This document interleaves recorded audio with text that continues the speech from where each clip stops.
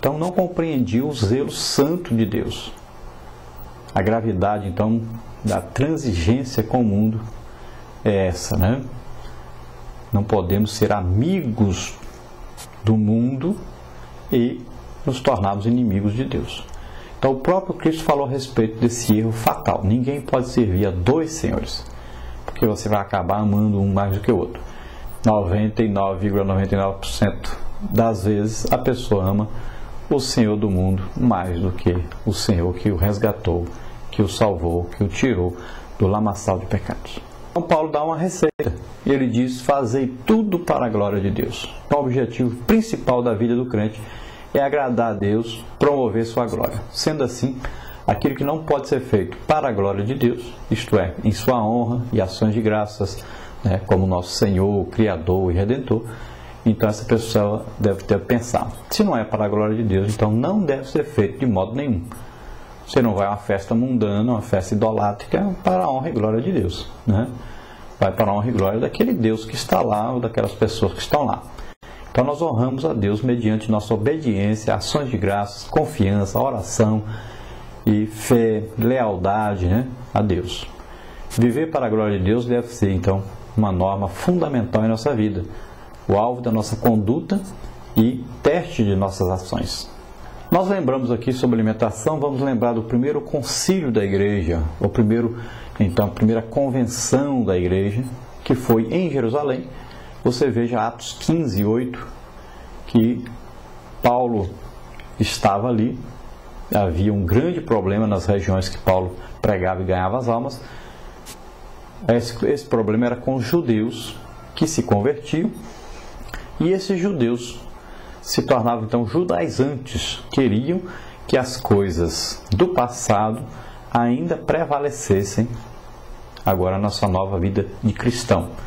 Por exemplo, eles exigiam que as pessoas fizessem a circuncisão para que fossem considerados cristãos. Queriam também que as pessoas fizessem as mesmas refeições, mesmos tipos de refeições, que participassem das suas leis dietéticas, né?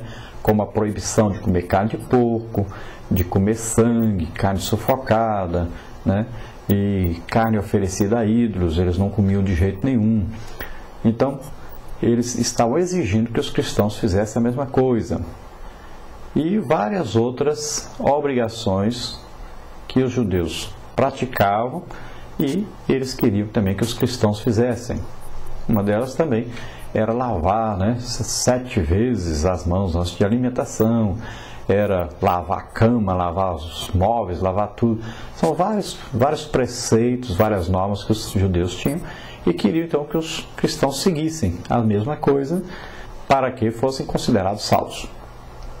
Então o apóstolo Paulo, ele vai até Jerusalém, é convocado então a reunião para discutir esses assuntos. E a reunião tem então como resultado que o Espírito Santo ali decide o que é para fazer. Então, Tiago, que era o líder, né, da igreja, líder dos apóstolos, ele dá então o veredito final da reunião. E ele manda então escrever cartas para as igrejas e pede que Paulo leve essa carta junto com outros auxiliares. E ele diz: na verdade, então, pareceu bem ao Espírito Santo e a nós não vos impor mais encargo algum, senão essas coisas necessárias. Então, a decisão do concílio, decisão dessa convenção entre os missionários e os apóstolos e a igreja ali, os principais líderes da igreja. O resultado é o seguinte: que vos abstenhais das coisas sacrificadas aos ídolos, ou seja, não participem dessas coisas sacrificadas aos ídolos. Depois, e também do sangue, ou seja, não comam sangue, não comam o sangue de animais, né? Não coma este sangue. Depois, não comam da carne sufocada, ou seja, um animal que morria com pancadas, por exemplo, e que não tirava-se o sangue desse animal. Então não era para comer esse tipo de carne. Primeiro tinha que tirar o sangue, era para sangrar o animal, né, para depois poder comer desse animal. E também tinham que se abster ou não fazer o quê? Fornicação, ou prostituição, que era normal naquela época, prostituição até nos templos, né? Que diziam que indo lá e tendo um contato sexual com as sacerdotisas do templo, eles poderiam ter uma ótima colheita.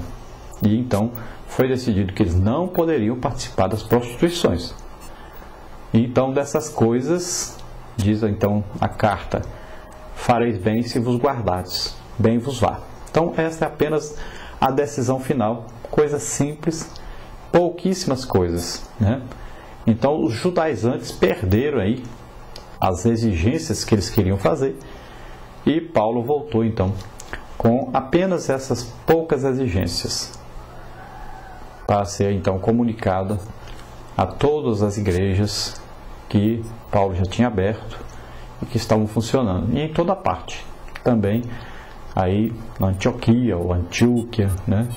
Cesareia e por todo lado também, além das igrejas que Paulo tinha aberto, essas igrejas ouviriam e receberiam essas cartas para assim procederem daí para frente. Os gentios que aceitavam, que se convertiam, não tinham a obrigação de seguir todos os rituais, né, todas as leis dietéticas dos judeus, mas essas coisas seriam exigidas para não haver divisão entre gentio e os judeus, para haver união na igreja e crescimento da igreja e paz nas igrejas.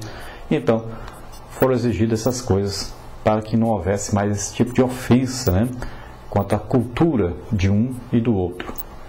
Os gentios, tudo para eles era normal, e os judeus, tudo era anormal. Então fizeram esse tipo de exigência.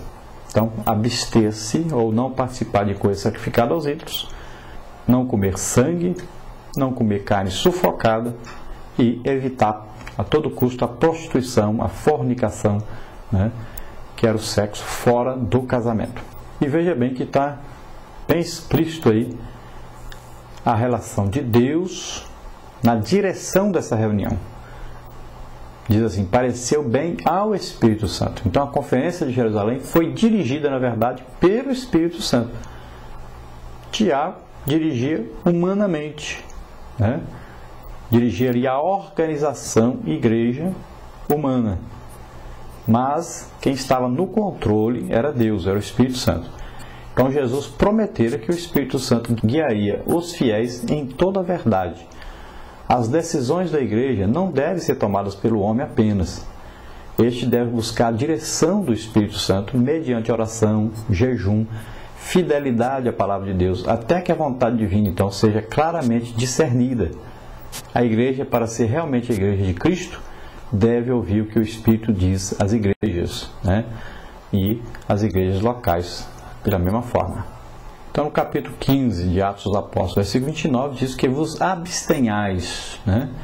E diz então que o Espírito Santo estabeleceu certos limites que possibilitam então a convivência harmoniosa entre os cristãos judaicos e os irmãos gentios. Os gentios deveriam então se abster de certas práticas consideradas ofensivas aos judeus.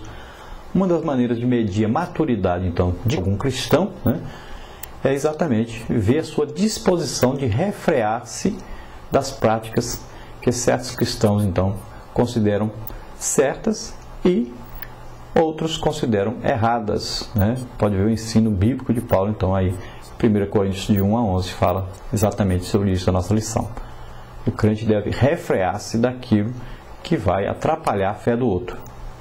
Então, se você vive em uma congregação, aí metade dos irmãos consideram um banho público numa praia pecado, por que você vai participar? Na sua casa não tem chuveiro? Você não pode tomar água aí na sua casa, tomar um banho na sua casa?